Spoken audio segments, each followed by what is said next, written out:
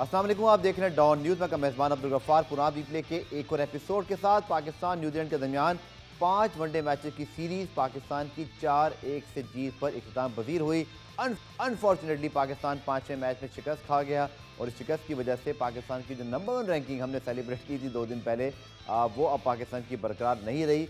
लेकिन मायूस अभी आपने नहीं होना, चूँकि ICC की एनुअल अपडेट रैंकिंग की 10 मई को होनी है और पाकिस्तान के जो मैचेस स्पेशली मई 2019 से मई 2020 के दरमियान है वो तमाम टीमों की तरह माइनस होंगे। तो कभी इम्कान यही है कि पाकिस्तान की एक दर्जे या शायद हम दोबारा नंबर 1 तक भी आ जाएं। लेट्स सी, इस हवाले से हम डिटेल देंगे जब ये एनुअल अपडेट होती है। वो काफ़ी इसमें कैलकुलेशंस इन्वॉल्व हैं और बहुत कॉन्फिडेंशियल भी शायद होती हैं, या सिर्फ माहिर जो अदाद शुमार है वही उसको समझ सकता है। इसके अलावा पुरान में आज बात करेंगे पाकिस्तान की ओवरऑल प्लानिंग की, और एक और टॉपिक जो ख़ास तौर पर डिस्कस करना है वो ये है कि अब हमारे पास क्या क्रिकेट है। क्योंकि पाकिस्तान क्रिकेट टीम को वर्ल्ड कप से पहले अगर एशिया कप नहीं होता, सिर्फ अफगानिस्तान के खिलाफ 3 मैचेस मिलेंगे, तो पाकिस्तान क्रिकेट बोर्ड की खबरें ज़रूर आज निकली हैं जब तनकीद की गई मुख्तलिफ लोगों की जानिब से, सोशल मीडिया पे बात की गई कि पाकिस्तान के मैचेस नहीं है। तो आज खबरें जी आज आ गई हैं कि कोई कांटेक्ट किया जाएगा। लेकिन बात यह है कि अब ये सब क्यों हो रहा है, इससे पहले क्यों नहीं? ये तो 6 महीने पहले जब ये बोर्ड आया था उसको भी पता था, गुज़िश्ता बोर्ड को भी पता था कि वर्ल्ड कप से पहले हमारे पास मैचेस नहीं है। एनीवेज, बात करेंगे इस पूरी सीरीज़ के हवाले से, और इस सीरीज़ में हमारे साथ रोज़ की तरह मौजूद है द फ्लैम्बॉयंट तनवीर अहमद। और अब बात करते हैं पाकिस्तान बामुकाबला न्यूजीलैंड, 5वां वनडे जिसमें न्यूजीलैंड की कामयाबी और पाकिस्तान को एक बड़ा हदफ मिला, लेकिन इस पर हमारा टॉप 3 कामयाब नहीं हुआ। 47 रन से न्यूजीलैंड ने कामयाबी हासिल की और इफ्तिखार अहमद के इंतहाई शानदार जो फाइटिंग 94 थे वो दूसरे एंड पे खड़े ही रह गए। तो इस मैच के ऊपर बात करते हैं तनवीर से। तनवीर, डेफिनेटली डिसअपॉइंटमेंट इसलिए होगी कि परफेक्टली आप 5-0 सीरीज़ को ख़त्म करते, आपकी नंबर 1 रैंकिंग इंटैक्ट रहती।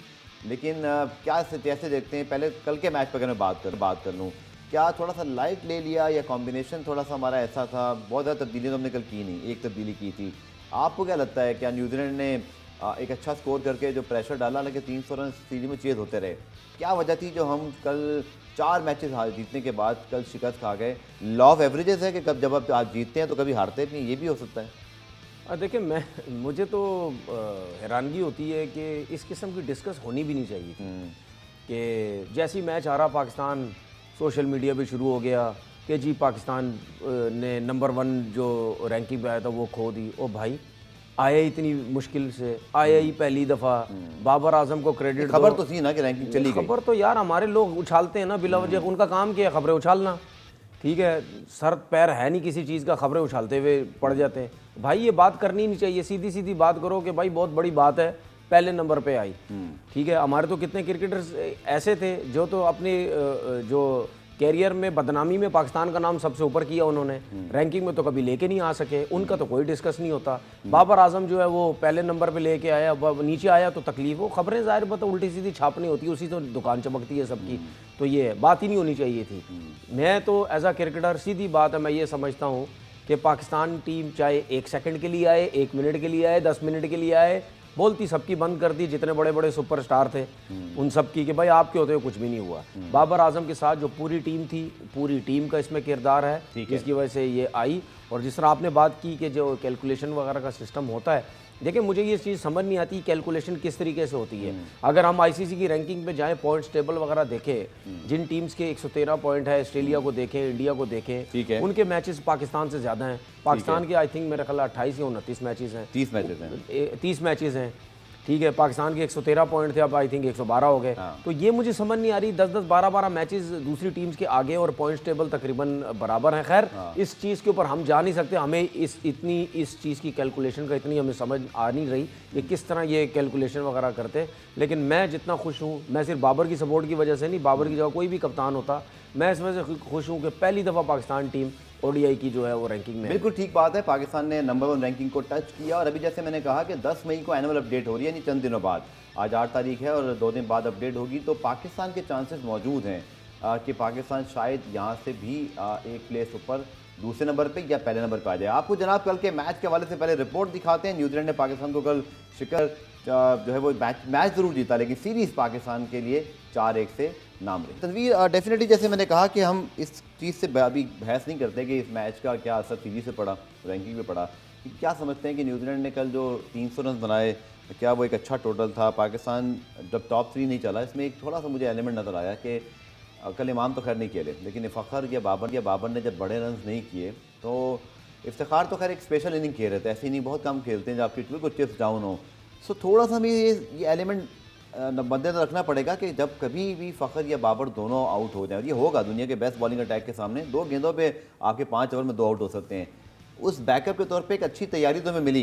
सलमान अली आगा भी बुरा नहीं खेले, 50 बनाई, इसी तरह इफ्तिखार ने भी किया, लेकिन शायद यही बेहतर होता कि अगर ये किसी तरह मैच फिनिश करते, फिर ये बहुत एक पॉजिटिव पॉइंट होता है कि आपने इन दोनों स्टार्स के बगैर या टॉप 3 की इन्वॉल्वमेंट के बगैर 300 रन चेस कर दिए, विच इज़ बिग आस्क। मैं ये नहीं कह रहा कि ये नॉर्मल सिचुएशन थी, बट थोड़ी सी तशनगी रह गई सीरीज़ में ये कि मिडल ऑर्डर मैच जीत पाता। देखिए इससे फ़खर ज़मान से ज़्यादा मैं ये बात करूँगा कि बाबर आज़म, बिल्कुल बाबर आज़म वाहिद ऐसा प्लेयर है जिसके बगैर आप ये रन्स चेज़ नहीं कर सकते, ठीक है ना।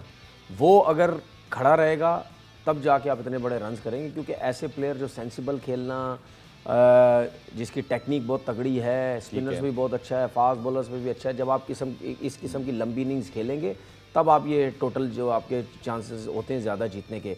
फ़खर ज़मान की बैटिंग की बात करते हैं, हमने जैसे ही पिंडी में मैच ख़त्म हुए तो हमने बोला था कि इस कंडीशन में, इस पिच के ऊपर इनके रन्स करना बड़ा मुश्किल हो जाएगा अगर ये ना खेलें। ठीक है। आप देखें 3 मैचेस के अंदर वो ऐसे शॉट मारते हुए आउट हुए जिसमें बॉल 64 बॉल पे 33 अब मैं लोगों को थोड़ी सी एक चीज़ बताता हूँ। देखिए जिस तरह मैं लास्ट 1-2 शो में पहले ही बात कर रहा था कि फ़खर ज़मान अगर वी शेप में खेलते हैं सीधे बल्ले से तो उनके लिए ज़्यादा आसान है, वो यूं क्रॉस शॉट मारने जाते हैं। राइट हैंडेड फास्ट बॉलर जब फ़खर ज़मान को ऑफ स्टम्प या ऑफ स्टम्प से बाहर जब करेगा, ठीक है, वो उसको क्रॉस मारने जाता है सीधे के बजाय या कवर्स के बजाय इस तरफ खेलने जाता है। बैट की पोजीशन होती है ये, ऐसे नहीं होती। जब बैट की पोजीशन ये होगी तो जब बॉल बाहर की तरफ कट होगा तो वो आउटसाइड एज लगने के ज़्यादा चांसेस होते हैं, ठीक है। उसके बाद अगर वो कट नहीं भी होता बॉल बाहर, लेकिन बॉल उसका बैट यूं होता, अगर बॉल थोड़ा सा बाउंस भी कर गया तो टॉप एज लगने के ज्यादा चांसेस हैं। और जब आप इस किस्म के शॉट मारते हैं तो बैट कहाँ होता है, फ़खर का बॉडी कहाँ पे होती है, वो बॉल से बहुत दूर चला जाता है। अच्छा, अगर आप ये सीधा खेलने की कोशिश करेंगे तो बॉल अगर कट होके बाहर की तरफ भी निकलेगा तो वो बीट होने के ज्यादा चांसेस हैं। अगर बॉल बाउंस भी थोड़ा सा हो गया तो बैट के ऊपर वाले हिस्से में या मिड में कहीं भी आके लग जाएगा, वो मिडल हो जाएगा आपका। तो ये चीज फ़खर को देखने की जरूरत है। और ये जो हमने सारी बातें बोली थी वो सब सही होती हुई जा रही हैं। मैंने ये भी बात की थी कि फ़खर को ऐसी बैटिंग करनी चाहिए या इस तरीके से आउट ना हो कि उसके ऊपर लेबल लग जाए। तो ये 3 मैचेस में भी, 5 मैचेस में, 3 मैचेस में आप इसी तरीके से आउट हो रहे हैं। तो ये चीज़ें आप करने की कोशिश करें। जब आप बड़ा टोटल चेस करते हैं तो फ़खर ज़मान एक्सेप्शनल बैटिंग करके जो 180 की इनिंग खेली, लेकिन एक्सेप्शनल वो तो कर दी, लेकिन जब आपने बड़ा टोटल चेस करना है उसमें बाबर आजम जैसा प्लेयर जब तक बड़ी इनिंग नहीं खेलेगा आप मैच नहीं जीत सकते। एक चीज़ और मैं रिजवान की बोलूँगा, रिजवान ने अपनी ख्वाहिश जाहिर तो की है चौथे नंबर पे बैटिंग करने की। अब लास्ट मैच में, आखिरी मैच में ये जब बैटिंग करने आए तो बेताशा ओवर बाकी थे। इनको देखें, इनको थोड़ी समझने की ज़रूरत है। ठीक है, वो ख्वाहिश जाहिर कर रहे हैं, अब मुझे नहीं पता वो क्यों ख्वाहिश जाहिर कर रहे हैं। क्या वो ये शो करना चाह रहे हैं कि मैं भी अब बड़ा सीनियर हो गया हूँ, मैं भी अब अपनी से मनवाने की कोशिश करूँगा, मैं क्यों नीचे के नंबर पे जाऊँ, अगर बाबर तीसरे पे आ रहा है तो मैं भी चौथे नंबर पे आऊँगा, मुझे भी मौका मिलना चाहिए 100 करने का, नीचे आऊँगा तो मुझे 100 नहीं कर सकता। लेकिन रिजवान को थोड़ा सा समझने की ज़रूरत है कि भाई आपका जो गेम है वो बाबर आजम टाइप का प्लेयर नहीं है। वो आप T20 के स्पेशलिस्ट हैं। जिस तरह आप ओपन करते हैं आपको 20 ओवर मिलते हैं, आप रन्स करते हो, ठीक है। इसी तरीके से इन्हीं वनडेज के अंदर आपने जो 5वें नंबर पे बैटिंग की, आपको ओवर्स मिले कम, आपने रन्स किए वहां पे। तो इसी तरीके से थोड़ा सा आप अपने बारे में सोचें कि यार मैं अगर 5वें नंबर पे अच्छी बैटिंग कर सकता हूं तो मैं क्यों नहीं करूं। क्या दुनिया के बड़े बड़े प्लेयर, आप क्या दुनिया के बड़े प्लेयरों में से एक प्लेयर हैं? नहीं, आप दुनिया के बड़े प्लेयरों में से बड़े प्लेयर नहीं है। बहुत बड़ी मिसालें हैं, बहुत माइकल बेवन आपके सामने, गिल क्रिस्ट आपके सामने, बहुत बड़े बड़े नाम हैं जो 5वें 6ठे नंबर पे आके उन्होंने टीम्स को मैचेस जितवाए हैं। वो इस वजह से जितवाए, माइकल बेवन टाइप ये जो थे, ये ऐसे प्लेयर थे कि शायद ये समझते थे। अब महेंद्र सिंह धोनी की मिसाल ले लेते हैं। महेंद्र सिंह धोनी को टेक्निकली इतना बड़ा प्लेयर थोड़ी था जिस तरह विराट कोहली या बाबर आजम साहब, लेकिन वो ऐसा प्लेयर था कि देखिए कुछ प्लेयर ऐसे होते हैं जो अटैकिंग प्लेयर होते हैं ना, जो अटैक प्रॉपर सर्किल वाले प्लेयर्स या नीचे के नंबर वाले प्लेयर्स, इनको आप ज्यादा ओवर दोगे ना, ये आउट हो जाएंगे। कि तनवीर से पहले मैं अगले सवाल बढ़ूं, जो कि हम बारी बारी चीज़ों पर आते हैं। रिजवान ने शुरू के जो मैचेस पिंडी में हुए थे, वहाँ पे अच्छी मैच फिनिशिंग इनिंग खेली, स्ट्राइक रेट भी बहुत बेहतर था। एक जगह तो पाकिस्तान टीम फंस रही थी। कौन से नंबर पे आए थे? उस पर 5वें पर थे। ठीक है। उसके बाद 4 की बात हुई, जब कल इन्होंने बैटिंग की है नंबर 4 पर, और फिर ये जो है वो LBW हो गए। और इतना शान मसूद के ऊपर मैं ज़रूर बात करूँगा, क्योंकि देखिए टीम मैनेजमेंट ने इस बार वाकई सबको इक्वल चांस दिया, ऑलमोस्ट सबको खिलाया है। और यहाँ तक कि इमामुल हक भी बैठे उस सिचुएशन पे हम आगे चल के बात करेंगे, जो भी एक कंट्रोवर्सी उनकी ट्वीट की वजह से बनी है, बाबर ने जो बात की। लेकिन शान मसूद जिस नंबर पर आए, वो ओपनर, यहाँ भी वो इतना इम्पैक्ट नहीं क्रिएट कर सके। नंबर 4-5 के वो प्लेयर है नहीं। आप देख रहे हैं उनका फ्यूचर वर्ल्ड कप की टीम में शान मसूद का, कि भाई हमें तो वो प्लेयर चाहिए ना जो इफ्तिखार की तरह मिडल ऑर्डर स्पेशलिस्ट हो, क्योंकि टॉप 3 में तो जगह नहीं बनती है अनलेस कि खुदा ना खास्ता किसी को इंजरी हो। ऐसे ही देखें, अब ये मैं वैसे ही एक अपना ओपिनियन दे रहा हूँ, मैं किसी के अगेंस्ट नहीं बात कर रही हूँ। वर्ल्ड कप से पहले बहुत से ऐसे क्रिकेटर्स या बहुत से ऐसे प्लेयर्स की बैक की जाती है, उनको सपोर्ट किया जाता है, किसी ना किसी तरीके ये पाकिस्तान टीम के अंदर आ जाए। ये हर वर्ल्ड कप से पहले होता है, सही है ना, क्योंकि इवेंट बहुत बड़ा है ना। आपको चांसेस मिले या ना मिले, लेकिन आपको एक ठप्पा लग जाता है कि जी हम वर्ल्ड कप के मेंबर थे। और वर्ल्ड कप ऐसा इवेंट है जो इस दफ़ा इंडिया में होना जा रहा है, और अगर आप इंडिया में चले गए और आपने किसी मैच में परफॉर्म कर दिए तो आपकी वैसी वाह जो है हो जानी है। दूसरी बात ये है कि मैं ये समझता हूँ, चाहे शान है, चाहे इमाम है, चाहे कोई भी टीम है, अब आपको चेंजिंग्स करने की ज़रूरत नहीं है भाई। ये आपका 15-20 लड़कों का आपका बेंच बन गया है, और ये लड़के बुरी परफॉर्मेंसेज नहीं दे रहे हैं, बहुत अच्छी परफॉर्मेंसेज दे रहे हैं।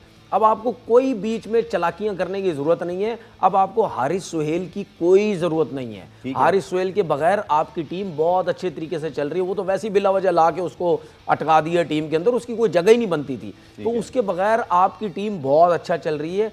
अब एशिया कप हो या कोई भी सीरीज़ हो, वर्ल्ड कप से पहले आपको टीम को कोई छेड़ने की ज़रूरत नहीं। काफ़ी रिकॉर्ड्स बने। और अगर हम बात करें T20 सीरीज़ के बाद, जब एक अनसर्टनटी थी, एक जो ना बहुत सारी कयास रहियाँ, स्पेकुलेशंस, फिर चेयरमैन PCB के अपने बयान कि हम सीरीज़ टू सीरीज़ चलेंगे।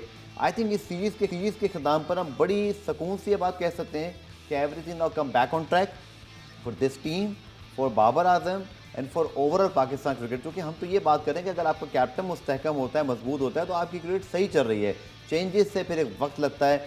सो कैन वी से तनवीर के इस सीरीज़ के ख़िताम पर हम अब ये कह सकते हैं कि हम वर्ल्ड कप के लिए ऑन ट्रैक हैं। हमें ठीक है 2-3 एरियाज पे काम करने की ज़रूरत है, बट वो T20 सीरीज़ और इस वनडे सीरीज़ के ख़िताम पर काफ़ी फ़र्क है। मैं नहीं समझता। कैसे? अगर एशिया कप नहीं है ना, तो सिर्फ डायरेक्ट वर्ल्ड कप है, फिर तो मैं समझता हूँ बाबर आजम ही कप्तान रहेगा। अगर एशिया कप हो गया और पाकिस्तान टीम की परफॉर्मेंस अच्छी नहीं हुई, फिर मुझे नहीं लगता कि बाबर आजम कप्तानी का एक हकदार रहेगा। डायरेक्ट एशिया कप के बाद नया कप्तान वर्ल्ड कप में जाएगा? मैं तो नहीं समझता ये हो सकता है। नहीं, अगर ये पाकिस्तान के अलावा हम किसी कंट्री में बैठ के बात कर रहे होते हैं ना, तो फिर तो मैं इतनी इस हद तक बात ही जाएगी। मैं आपको बता सकता नहीं, आपके खदशात ज़रूर हैं, बट मेरा नहीं ख्याल कि इतनी बेवकूफ़ी की जाएगी। मेरा ये ख्याल, मैं जो लोगों के हालात हैं उसके हिसाब से बात कर रहा हूँ। मैं लोगों के हालात है, जो सिस्टम है, जो तरीका है, मैं उसकी बात कर रहा हूँ। वो ख़राब करने की कोशिश करते हैं और हमारे लोग ख़राब होते हैं। इस वजह से कह रहा हूँ, अगर हम इंग्लैंड में बैठ के शो कर रहे होते, स्टेडियम में कर रहे हो, तो मैं तो कहता हूँ, मैं तो कहता हूँ बाबर आजम नहीं, अगर हम वहाँ के रिहायशी होते या वहाँ के लोकल होते या वहाँ के क्रिकेट पे बैठ के बात कर रहे होते, तो फिर तो अगले 3 साल तक, तो मेरी नज़र में अगले 3 साल तक बाबर आजम किसको लेकर आना है? रिप्लेसमेंट कोई आपके ऊपर रिप्लेसमेंट नहीं, कोई ग्रूम नहीं है। वाइस कैप्टन आपका स्ट्रगल कर रहा है। जब डिस्कशन भी हो रही थी ना, उस टाइम भी रिप्लेसमेंट कोई नहीं था सर। आप और जब डिस्कशन, देखो मेरी बात सुने, मैं आपसे पहले भी कह चुका हूँ जी, पाकिस्तान ODI की बात करें या किसी फॉर्मेट की भी बात करें, बाबर आजम के अलावा सब प्लेयर्स की रिप्लेसमेंट है, चाहे वो जितने भी रन कर ले। ठीक है, बाबर आजम वायर प्लेयर है, उसका रिप्लेसमेंट ही नहीं है, वो बड़ा रिलैक्स खेल रहा होगा क्रिकेट। ठीक है, लेकिन इस मुल्क के अंदर जिस सोच के लोग हैं और जो सोचे हैं उनकी मतलब के लिए सब कुछ, वो सब कुछ करवा सकते हैं। मुझे ब्रेक पे जाना है, लेकिन मुझे छोटे-छोटे 2 जवाब दें। अफगानिस्तान सीरीज से पहले भी कोशिश की गई थी। हाँ, नाकाम हो गई थी। हाँ, क्यों नाकाम हुई? क्यों कोशिश की गई? वो तो वो वो अब छोड़े उस बात को। नहीं मुझे आप ये बताएं नाकाम क्यों हुई थी? अच्छा मुझे एक चीज मेरे सवाल का जवाब मेरी देना बात पहले। सुने पहले ना, मेरा सवाल मेरी बात सुने ना, नाकाम क्यों हुई थी वो कोशिश बताएं। मेरी बात सुने ना, नाकाम क्यों हुई अच्छा थी, मेरी बताएं बात तो सुने ना, चले आप बोल रहे हैं आज आप मेरी वैसे बात भी मेरी सीरीज का लास्ट शो कर रहे हैं नहीं, हमारे लास्ट साथ। शो की बात नहीं है, मेरी बात सुना। हाँ। कोशिश नाकाम है या नहीं है, जब ये चीज़ें चलती हैं क्यों नहीं पाकिस्तान क्रिकेट बोर्ड का चेयरमैन सीधे सीधा आके बात करता, भाईजान आप कुछ भी बोलते रहेंगे, बाबर आजम कप्तान है। ये मैं तो पूछा था, वो कहते हैं सीरीज तो सीरीज जाएंगे। ये वर्ड्स ये उनके अल्फाज हैं, कोट एंड कोट बोल रहा यही हूँ। तो कह रहा हूँ, ये वर्ड्स हैरानगी नहीं हुई आपको ये वर्ड्स बयानात पर? पाकिस्तान क्रिकेट बोर्ड के चेयरमैन के मुंह से क्यों नहीं निकलते? ठीक है, जब पाकिस्तान क्रिकेट बोर्ड का चेयरमैन ये बोलेगा ना कि सीरीज बाय सीरीज, तो फिर वो जो नीचे के लोग हैं ना वो खेलेंगे। ठीक है, वो फिर ब्रेन वॉशिंग करने की कोशिश करेंगे, वो उल्टी खबरें लगाने की कोशिश करेंगे, ठीक है। कि उल्टी ट्वीट्स वैसे कुछ करने ऐसी की खबरें कोशिश भी करेंगे। मौजूद सुने, हैं जब कि बाबर को शायद कप्तान अनाउंस चंद दिनों में कर दिया जाए, चेयरमैन साहब की प्रेस कॉन्फ्रेंस भी एक्सपेक्टेड है। ये खबरें हैं, देखिए मीडिया मेरी रिपोर्ट्स बात सुने, अगर आपने दुनिया की टॉप टीम बनानी होती है ना, जो कि बाबर की कप्तानी में बन गई, अगर आपने दुनिया की टॉप टीम बनानी होती है तो आप सीधा सीधा कहते हैं कि भाईजान जितने अरसे तक मैं चेयरमैन हूँ, चाहे 6 महीने के लिए हूँ, चाहे 2 साल के लिए हूँ, चाहे 1 साल के लिए हूँ, ये बंदा नहीं हटेगा अपनी जगह से। ठीक है, आप एक दफ़ा बोलो तो सही, नीचे वालों की बोलती ऐसे बंद होगी, ऐसे। ठीक है, आप बोलती बंद इस वजह से नहीं होने देते क्योंकि जाहिर पता बोलतियां बंद होगी तो सिस्टम कैसे चलेगा? वो कहते हैं series to series performance evaluation हम कर रहे हैं। ये पाकिस्तान, ये दुनिया, Performance कहते हैं अच्छा वो। ये दुनिया की क्रिकेट में कहीं होता है? अगर कैप्टन स्ट्रगल कर रहा हो, नहीं, दुनिया की कहीं क्रिकेट में आयन होता है? मॉर्गन आपको याद है कि उनके साथ ये हुआ था, तो कब उन्होंने रिटायरमेंट दी तो कप्तानी छोड़ी ना। डायमंड ली थी उन्होंने, उससे पहले क्या performance था? दी थी उनकी। उससे पहले क्या था? उससे पहले स्मूथ थे वो 2019 सर में। मेरी बात अब याद रखिएगा, मेरी बात याद रखिएगा, जो कप्तान होता है ना, कप्तान जो कैप्टन होता है, उसकी बेशक अपनी परफॉर्मेंस ना हो इतनी अच्छी, लेकिन अगर आपकी टीम जीत रही होती है ना, तो टीम किसकी वजह से जीत रही होती है? कप्तानी की वजह से। अगर वो बैटिंग में लेकिन कुछ, देख ले आयन मॉर्गन की टीम भी जीत रही थी, तब भी उनको रिटायरमेंट लेनी पड़ी। खैर वो बहुत लंबा लीन ओ पैच भाई वो तो खुद अपने तौर पर उसने रिटायरमेंट ली है ना, नहीं थी ना, प्रेशर बिल्ड हुआ, जो भी है, बहुत ज्यादा प्रेशर बिल्ड दी हुआ। तो अपनी वजह से ना भाई, मैंने बहुत खेल ली, ठीक है, रन्स किए, कप्तानी टीम इतना जितवा दिया, हाँ, मैं 2019 का वर्ल्ड कप मैं ज्यादा लंबा चौड़ा नहीं खेलना चाह रहा, मैंने वो कर दिया। खैर हमारा मुल्क होता 2019 का 2023 पक्का था। यार एक बात कह रहा हूँ, क्रिकेट के अलावा भी जिस किस्म के लोग फील्ड के अंदर हैं, उनकी जो सोचें हैं, अल्लाह ही हाफ़िज़। चलिए मुझे एक ब्रेक लेना है तनवीर, ब्रेक से जब वापस आते हैं तो फिर हम ज़रूर बात करेंगे बड़ी दिलचस्प सूरत। और इमामुल हक का ट्वीट सामने आया, उसके बड़े मतलब निकाले गए, बाबर ने भी उस पर बात की, इस हवाले से ज़रूर हमने तनवीर से बात करनी शॉर्ट कमर्शियल ब्रेक के बाद। तो जनाब, पाकिस्तान क्रिकेट अब एक ऐसा हमारा स्पोर्ट्स है जिसका बराह रास्त सोशल मीडिया और स्पेशली ट्विटर से बड़ा गहरा ताल्लुक है। आप पाकिस्तान क्रिकेट की जीत हार के बाद भी चीज़ें देखें, लेकिन अब ये सिलसिला भी शुरू हो गया है कि तनवीर साहब आपको याद होगा जब पाकिस्तान अफगानिस्तान की सीरीज़ की टीम अनाउंस होने वाली थी, तो एक रात पहले शाहीन शाह अफरीदी ने बाबर आजम और मोहम्मद रिजवान के साथ एक ट्वीट किया था। सबको समझ में आ गया था इसका क्या मतलब है, और वही हुआ। इमामुल हक ने ट्वीट किया जनाब, ड्रॉप होने के बाद सीरीज़ में अच्छा भी खेल रहे थे, 91 भी गए थे, मैन ऑफ द मैच भी हुए, जहाँ उन्होंने बात की थी कि शायद अगले मैचों में एक्सपेरिमेंट ना हो। वो कहते हैं life is unexpected journey, so never expect anything from anyone, B patience, Allah is watching. और इस ट्वीट पर बड़े तबसरे हो रहे हैं कि ये शायद उनके रेस्टिंग पर हुआ है या उनको जो बिठा दिया गया है। मैं आपकी ओपिनियन बाद में लूँगा, चूँकि हम ओवरऑल टॉपिक डिस्कस कर रहे हैं। बाबर आजम से इस बारे में भी सवाल हुआ था, उनका क्या कहना था, ये आपको दिखाते हैं। सर अभी तक तो मोबाइल देखा नहीं है कि उसने क्या ट्वीट किया क्या नहीं किया, देखते हैं क्या उसने किया है, लेट्स सी। और दूसरा देखें, नाराज़गी इस टीम में नहीं होती, हमेशा जो है यूनिटी काफ़ी अच्छी है हमारी इस टीम में और यूनिटी ही रहेगी। इसमें फैमिली में अगर कुछ भी होता है तो हम कोशिश करते हैं अपने तक रहें, बाहर जाने की ज़रूरत भी नहीं पड़ती, ना ये लड़के ऐसी चीज़ें करते हैं, क्योंकि हमारी फैमिली है और इसका हमारा जो ट्रस्ट लेवल है वो काफ़ी अच्छा है। तनवीर, कैप्टन ने एक बड़ा स्ट्रेट फॉरवर्ड पैगाम दिया कि बाहर जाने की ज़रूरत नहीं है और हम कोशिश करते हैं कि ना जाएं। मतलब उन्होंने एक तरह से ये बात कही। जाहिर बात है, रिजवान ने जो कहा 4 या 5 वाली बात, वो भी शायद उनको नहीं करनी चाहिए थी, हमने डिस्कस किया था। इमामुल हक का ये जो ट्वीट है, आई थिंक हर एक क्रिकेट लवर जो शायद अभी बहुत बच्चा भी है ना, 13-14 साल का भी, उसको भी इस ट्वीट क्या और क्या मतलब समझ में आएगा कि आप रेस्ट किया है। आपने देखा ना वो ट्वीट, पढ़ा है आपने? पहले तो आप बता दें पढ़ा है कि किस लिए था। देखें, ये मेरे ख्याल में डिसअपॉइंट हो गए। देखें, मेरे ख्याल में इमाम को इस किस्म की ट्वीट करने की ज़रूरत नहीं थी। ठीक है, दूसरी बात, हम पहले भी इमाम के बारे में कह चुके हैं, लगता है वो अपने आप को 50-60 उनके ओडियाई हैं, वो अभी से ही अपने आप को डॉन ब्रेडमैन लगता है समझने लग गए कि मैं जब मीडिया में आऊँ या ट्विटर इस्तेमाल करूँ तो दिल मैं तो किसी का भी टूट सकता है। अच्छा मुझे एक चीज़ बताएं, दिल किसका? किसी का भी टूट सकता है, फिर वो ट्वीट कर देता है। हाँ, तो जब इमाम पहली दफ़ा खेले थे तो वो भी तो किसकी वजह से आए थे उस टाइम, और ओपनर्स के दिल नहीं टूटे थे जब ये आए थे? अब आपको प्योरली इस बात बुनियाद पर याद रन किए होते हैं अब आपको बिठा दिया गया तो आपके दिल टूट गया। तो मेरे ख्याल में इस किस्म के ट्वीट्स आपको करने की ज़रूरत नहीं। आप खुद दूसरों को मौका दे रहे हैं, आप खुद आपके जो पेटी भाई हैं उनको आप इस किस्म के मौके दे रहे हैं। ना करें, बस क्रिकेट पे बात करें। सवालात करें, लड़ाइयाँ कराएंगे आप? नहीं, लड़ाई क्या कराएंगे।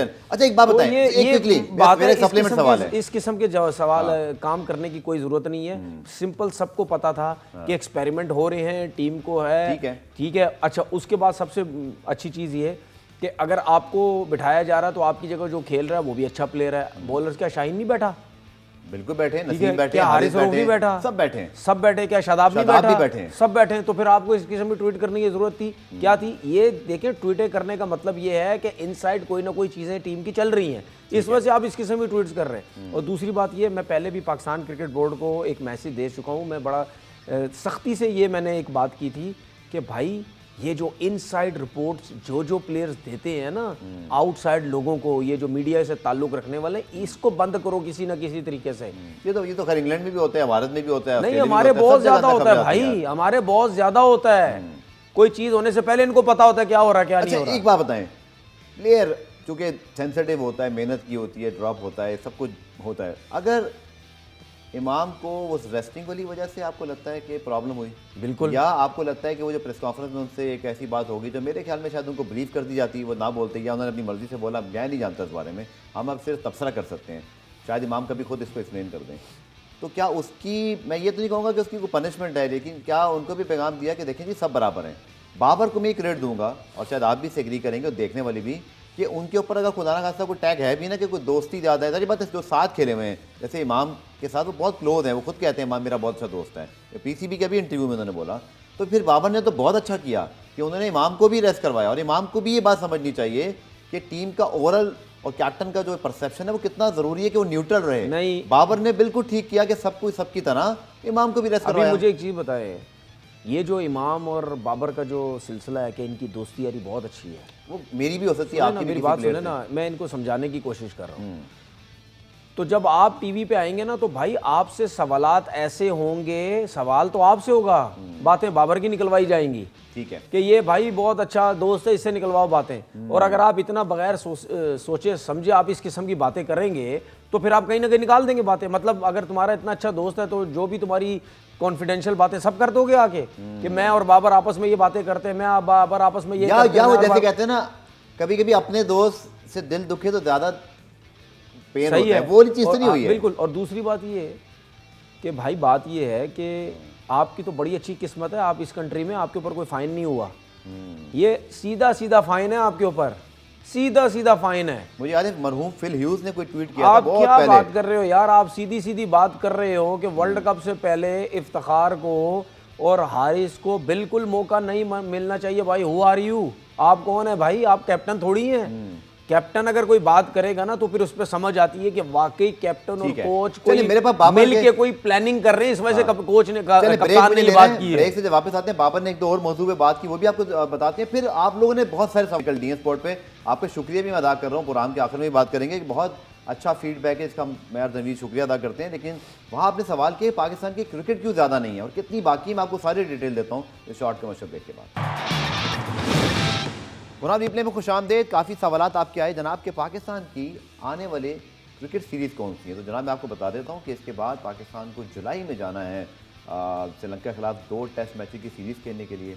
एशिया कप आपको पता है सितंबर में है, अगस्त में 3 मैचेस हैं अफगानिस्तान के खिलाफ। उसके बाद पाकिस्तान ने जनाब जो सीरीज़ खेलनी है नवंबर 2000 बल्कि इसके बाद अगर आप देखें तो कोई बड़ी सीरीज़ वर्ल्ड कप तक नहीं है। तनवीर ये बहुत कंसर्निंग बात है, चूँकि ये जब भी FTP बना था, जब भी शेड्यूल बने थे, ये पता था कि एशिया कप के हवाले से क्या मसला हो सकता है। इवन अफगानिस्तान चाहे जितनी अच्छी टीम है, बस ऑस्ट्रेलिया, इंग्लैंड, न्यूजीलैंड या भारत जैसी टीम तो नहीं है ना, वो इतनी कम मैचेस। अभी मई में हम बैठे हुए हैं, 8 मई, पूरा मई पड़ा है, जून, जुलाई, अगस्त, सितंबर और फिर अफगानिस्तान की सीरीज अगस्त में वो भी सिर्फ 3 मैचेस हैं। 3 मैचेस हैं। ये श्रीलंका वाली सीरीज को हम कहीं नहीं एडजस्ट कर सकते थे कि ये टेस्ट मैचेस जुलाई की सख्त गर्मी में खेलने जा रहे हैं, पसीने छूट जाएंगे प्लेयर्स के, आप लिमिटेड ओवर्स के कुछ मैचेस रख लेते हैं। वर्ल्ड कप की तैयारी कैसे होगी, मैं तो ये सोच रहा हूँ। आप क्या क्या ऑप्शन है? आज जब हमने तनकीद की, ये मैं बड़ी स्ट्रेट फॉरवर्ड बात बोल रहा हूँ, इतने अरसे कोई नहीं बोला।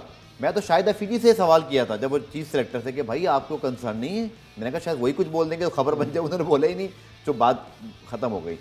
अब आज खबरें आई थी, क्रिकेट बोर्ड सोच रहा है कि इधर कोई सीरीज हो जाए, उधर हो जाए। टू लेट, जाहिर सी बात है, टू लेट है ना। और रिएक्शन है हमारी बात कर रहे हैं तो इसलिए बोल दिया। नहीं देखिए, बात सुने, ये मैं तो रात ट्वीट किया था, टाइम पे इनको समझ आती है हम क्या कर रहे हैं क्या नहीं कर रहे हैं। भाई बात ये है कि जो आपके शेड्यूल्स होते हैं ना, उसके हिसाब से आपको सब पता होता है। ये शेड्यूल जो है ये कोई 2-4 दिन के नहीं बने होते भाई, ये बिल्कुल सालों के बने होते हैं। अच्छा, उसकी बात ये है कि सालों के इस वजह से बने होते हैं क्योंकि सिर्फ आपकी टीम का शेड्यूल सेट नहीं होना, आपके साथ और टीम्स भी जुड़ी होती हैं, उन टीम्स के साथ और टीम्स भी जुड़ी होती हैं। सब ने अपने हिसाब से शेड्यूल्स बनाए हुए होते हैं, तो ये सबको पता होता है कि कहाँ पे गैप आएगा, कहाँ पे गैप नहीं आएगा। वर्ल्ड कप से पहले हमने कितने, अगर 50 ओवर का वर्ल्ड कप है, हमने ओडीआई की सीरीज़ कितनी खेलनी है, अगर T20 है तो हमने T20 की सीरीज़ किस तरह जो है वो खेलनी है।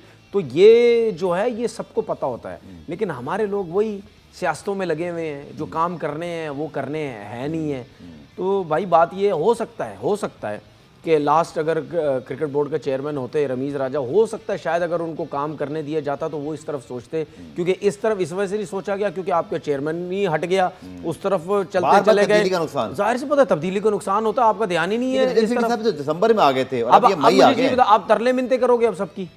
ठीक है, आयरलैंड स्कॉटलैंड मिलेंगे जनाब, जिम्बाब्वे मिलेगा यार, वो सही है, आपके रिकॉर्ड प्लेयर बना लेंगे, रन लंबे लंबे कर देंगे। नहीं, वर्ल्ड कप की तैयारी इन प्लेयर्स के साथ तो नहीं होगी, लेकिन होगा चलो ये कि भाई आपका क्रिकेट में गैप नहीं आएगा, आप क्रिकेट में टच में रहेंगे आप। लेकिन बात ये है कि आपने तगड़ी क्रिकेट खेलनी है तो उसके बाद आप वीक टीम्स पे हीरो बन जाएंगे, वहां जाएंगे तो आप क्या करोगे वहां पे? अब एक सवाल और, क्योंकि क्या ये फैक्टर भी आपके जहन में आएगा जब आप क्रिकेट बोर्ड के तौर पर निगोशिएशन कर रहे हैं? कुछ नहीं बताऊंगा, हम एंड पे जा रहे हैं कि पाकिस्तान को अब ये भी सोचना पड़ेगा कि एशिया कप नहीं हुआ तो हमारी टीम को तो प्रैक्टिस नहीं मिलेगी, तो कहीं ना कहीं अब हम इस वजह से मजबूर हो जाएंगे एशिया कप खेलने, चाहे यूई में खेलें फिर पूरा। देखिए, मैं तो आपको कह चुका हूँ कि बातें हो रही हैं, लेकिन मेरी फीलिंग ये है कि वर्ल्ड एशिया कप तो होगा ही होगा। अभी मीटिंग है ना, ऑफिशियली अनाउंस नहीं है, लेकिन मीटिंग होनी है, उस मीटिंग में तय हो जाएगा एशिया कप होगा। ठीक है, कहाँ होगा सर? ये दुबई में होगा और कहीं नहीं होता। दुबई में तो हो जाएगा, पाकिस्तान तक ही होती नहीं, पाकिस्तान का तो आप भूल जाएं, अब मुझे नहीं लगता पाकिस्तान में होगा। हमें एग्री करना चाहिए इस बात पर, करना चाहिए। वजह देखिए, चैंपियंस ट्रॉफी में भी तनवीर यही पॉइंट लेके वो आ गए, तो क्या दुबई में पूरा वर्ल्ड कप खेलेंगे? नहीं, ये एग्री इस वजह से हम कह रहे हैं क्योंकि देखिए काफी कोशिश हो चुकी है, वो तो नहीं मान रहे, और ये भी हमने बात कर ली है कि भाई उनके बगैर हो नहीं सकता। तो हाइब्रिड बोल तो रहे हैं हम, हाइब्रिड बोल रहे हैं, वो उस पर भी नहीं मान रहे ना भाई। मेरी बात समझने की कोशिश करें, जब इंडिया में एशिया कप था वो दुबई में शिफ्ट किया गया था, उसके बाद वो ये सब प्लानिंग ये भी हो सकती है कि भाई पाकिस्तान में क्यों, जब हमने शिफ्ट कर दिया तो यहाँ क्यों नहीं, यहाँ क्यों, इसको भी दुबई में शिफ्ट करो। दूसरी बात ये है कि ये बात याद रखिएगा कि वर्ल्ड कप से पहले हमारे पास कोई क्रिकेट नहीं है। अगर हम एशिया कप भी स्ट्रॉन्ग क्रिकेट नहीं खेलेंगे तो हम क्या करेंगे जाके? तो मुझे ऐसा लगता है कि ये, और दूसरी बात, बार बार ये चैंपियन ट्रॉफी की बात हो रही है ना भाई, ये आईसीसी का टूर्नामेंट है, इसमें और टीम्स भी हैं, तो ये आईसीसी की बेइज्जती होगी कि अगर पाकिस्तान में इंडिया की टीम ना आई। ठीक है, एसीसी जो है वो कौन से की बेइज्जती हो रही है, तो आईसीसी की, वो एसीसी की कहाँ बेइज्जती की आप बात कर रहे हैं? अगर इतनी बेइज्जती की होती तो ये इंडियंस इस किस्म की बात करते? वो उनकी पावर है इसलिए वो सब कुछ कर रहे हैं, वहां पे आईसीसी की पावर है, आईसीसी की पावर है। चलिए तनवीर, बहुत बहुत शुक्रिया, और इंशाल्लाह इस सीरीज का आपके साथ ये आखिरी प्रोग्राम था, लेकिन इंशाल्लाह बहुत जल्द होगी। और पाकिस्तान न्यूजीलैंड सीरीज पर हमारा जो स्पेशल तनवीर के साथ सेगमेंट था सीरीज और प्रोग्राम का, वो आज इख्तिताम पजीर हो रहा है। अपना फीडबैक हमें डीएन स्पोर्ट पर ज़रूर दीजिए, कोई सवाल आपके जहन में, आने वाले प्रोग्रामों में ज़रूर बात करेंगे कि एशिया कप, वर्ल्ड कप और फिर ये जो पूरा पाकिस्तान का फ्यूचर टूर प्रोग्राम है, इसके ऊपर क्या कुछ किया जा सकता था, किसकी गलती है, इसको आइडेंटिफाई करेंगे आने वाले प्रोग्रामों में। कल आपसे मुलाकात होगी, तब तक के लिए अल्लाह हाफ़िज़।